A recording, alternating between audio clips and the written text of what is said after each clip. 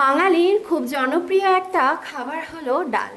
বাঙালির সুখেও যেমন ডাল লাগে, দুঃখেও তেমন ডাল লাগে। সেটা কেমন?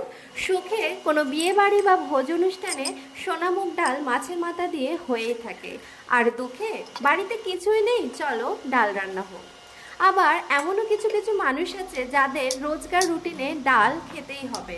ডাল ছাড়া শত কিছু রান্না করে দিলেও তারা তৃপ্তি সহকারে খাবারটা খেয়ে উঠতে পারে না।